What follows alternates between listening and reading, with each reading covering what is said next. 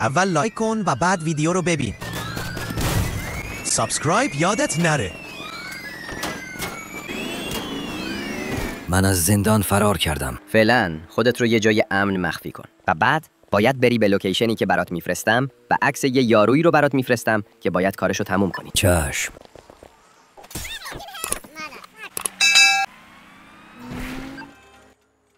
من رسیدم و منتظر یه فرصت مناسبم که کارشو تموم کنم. حواستو جمع کن که اشتباه نکنی.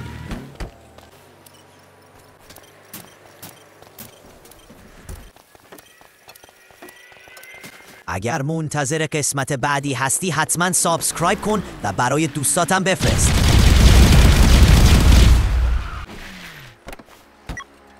کارشو تموم کردم.